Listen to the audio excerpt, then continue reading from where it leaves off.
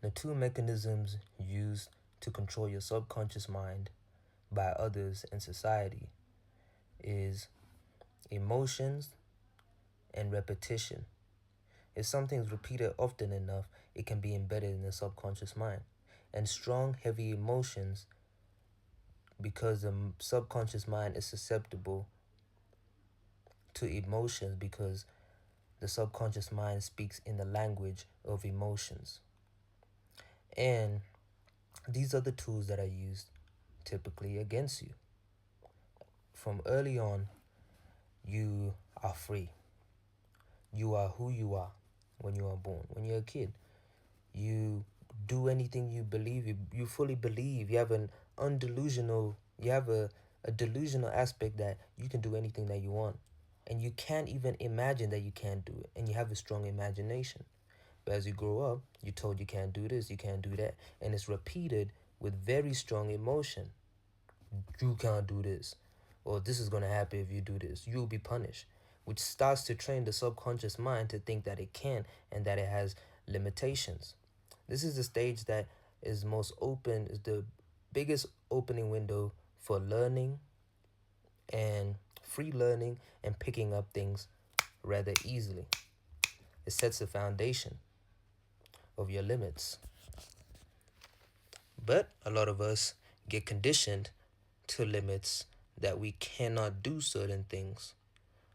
And we are then fed information to our subconscious mind to be told who to be rather than be our true selves. We're told and programmed to work to please society and do the things that it has planned for us instead of doing what we want for ourselves. We start thinking less for ourselves, and thinking exactly as society wants. A lot of people don't have certain dreams that they actually want. And you start to defend the very thing that is used to control you and manipulate you without realizing it. And the moment you become conscious of it, it's so embedded and it has deepened its roots so much that even when you try to move out of it and take the control of the wheel, you'll always eventually revert right back to the subconscious programming of the original file that's familiar. The brain works with what's most familiar, even if it is painful, even if it's agonizing and the very thing causing pain upon your life. So, and it fears unfamiliar freedom. Unfamiliar freedom is something that scares it because the subconscious mind works in what it already knows. But that's where you got to stretch your mind. You got to recognize certain dreams that are not yours, certain things that have been taught to you that don't bring any much benefit to your soul or to yourself,